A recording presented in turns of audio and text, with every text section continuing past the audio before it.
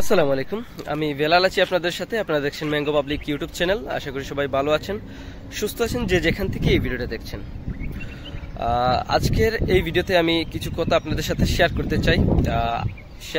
চাই বলতে আমি কিছু গুরুত্বপূর্ণ কথা আপনাদের সাথে শেয়ার করব।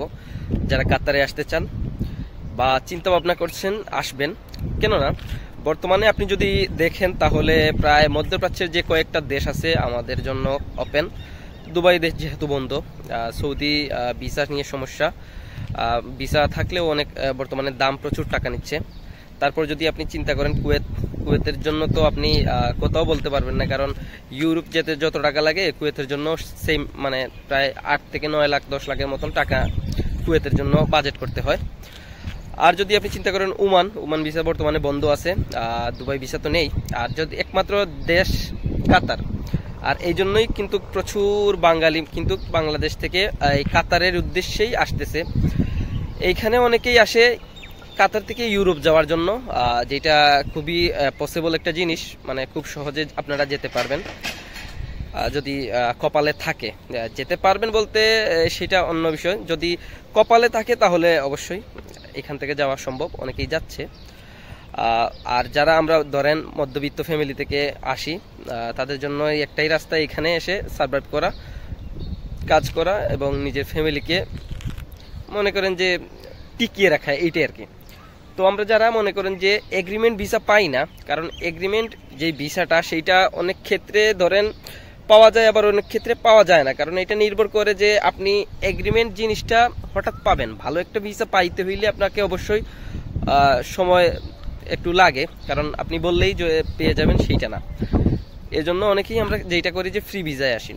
ফ্রি ভিসায় আসলেও সমস্যা নেই, যদি ফ্রি ভিসায় আসেন তাহলে একটা কাজ শিখে আসেন।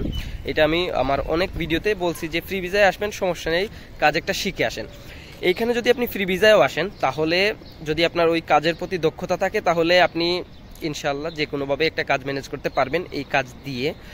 আর তারপর আরেকটা জিনিস হচ্ছে, এইখানে আসার পর আপনারা যেটা করবেন, সিবি তৈরি করবেন। আপনার যেই কাজের উপর দক্ষতা আছে আপনি ওই কাজ দিয়ে সিবি তৈরি করবেন, বা অন্যান্য যে কাজ আপনি মোটামুটি ধরেন ম্যানেজ করতে পারবেন বা হওয়া যাবে, ওই কাজগুলোর উপরে আপনারা একটা সিবি তৈরি করবেন এবং বিভিন্ন জায়গায় এই সিবিগুলো আপনারা জমা দিবেন। এটা যদি হয় তাহলে যেটা হবে যে আপনারা যদি সিবি জমা দেন তাহলে হঠাৎ করে আপনাদের কল আসবে, একটা ভালো জায়গায় আপনাদের চাকরি হয়ে যাবে। আর এই চাকরিটাই হবে আপনার মনে করেন যে সৌভাগ্য বলতে পারেন, কারণ ভালো জায়গায় যদি আপনি চাকরি পেয়ে যান তাহলে আর কোনো চিন্তা করতে হবে না। ফ্রি ভিসার আরেকটা বড় সমস্যা হচ্ছে, আমরা যারা ফ্রি ভিসাতে আসি এখানে আসার পর দেখা যায় যে কোম্পানি সমস্যা, আইডি করে দিচ্ছে না।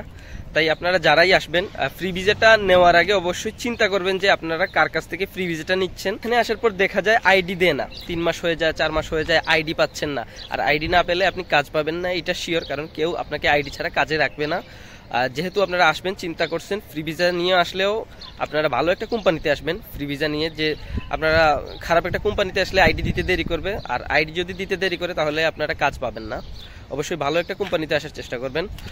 ভিডিওটা একটু শেয়ার করে দিবেন, আর চ্যানেলে নতুন হলে অবশ্যই চ্যানেলটা সাবস্ক্রাইব করে দিবেন। দেখা হচ্ছে খুব শীঘ্রই বাংলাদেশে যাব, সেইখানে গিয়ে আপনাদের সাথে অনেক ভিডিও শেয়ার করব।